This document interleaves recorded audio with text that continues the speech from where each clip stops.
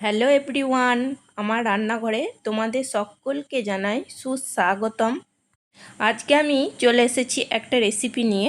আজকের রেসিপি হলো তেঁতুল এবং টমেটো দিয়ে চাটনি।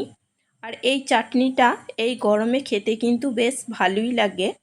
দই বড়া এবং পাপড়ি চাটের সাথে এই চাটনিটা খেতেও ভীষণ ভালো লাগে। তেঁতুল এবং টমেটো চাটনি বানানোর জন্য আমি এখানে 4টে টমেটো নিয়েছি, 100 গ্রাম তেঁতুল নিয়েছি, আর নিয়েছি 1 বাটি চিনি আর 3টে কাঁচা লঙ্কা। প্রথমে আমি তেঁতুলটাকে জল দিয়ে ভিজিয়ে দেব, দিয়ে তেঁতুলের কাঁচটা বের করে নেব।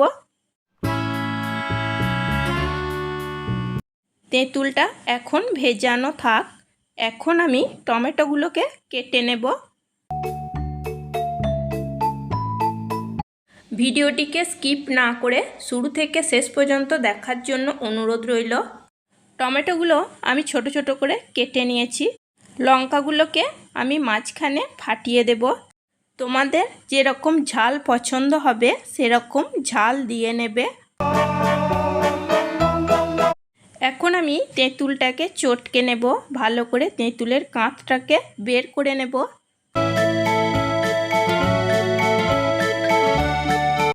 কড়াইতে আমি 1 টেবিল চামচ সরষের তেল দিয়েছি, একটা শুকনো লঙ্কা দিয়েছি, আর দিয়েছি খুব অল্প পরিমাণ কালো জিরে।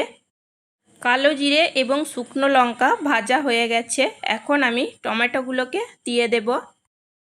টেস্ট অনুযায়ী লবণ দেব। লবণ দিলে টমেটোগুলো খুব তাড়াতাড়ি নরম হয়ে যাবে এবং টমেটোগুলোকে এখন আমি খুব ভালো করে কষিয়ে নেব।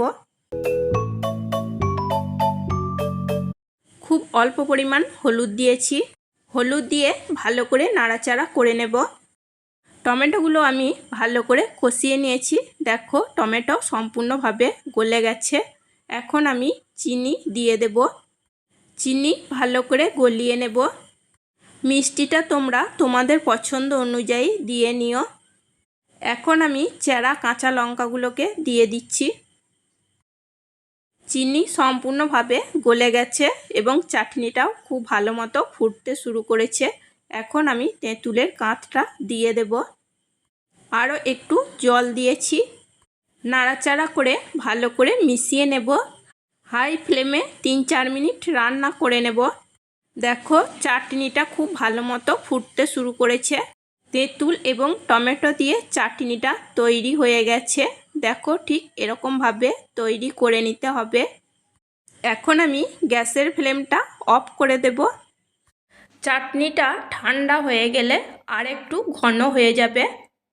এই চাটনিটা কিন্তু খেতে ভীষণই টেস্টি হয়। এরকমভাবে বেশি পরিমাণ চাটনি বানিয়ে অনেক দিন পর্যন্ত খাওয়া যাবে।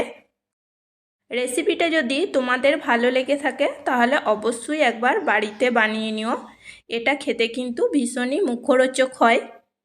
আর আমার চ্যানেলটিকে সাবস্ক্রাইব, লাইক, কমেন্ট, শেয়ার করে আমার পাশে থেকো। এই গরমে এরকমভাবে চাটনি বানিয়ে খেতে কিন্তু ভীষণই ভালো লাগে। প্লিজ প্লিজ বন্ধুরা আমার এই ছোট্ট চ্যানেলটির পাশে থেকো। আজকের মতো এই পর্যন্তই। চলো টাটা, বাই।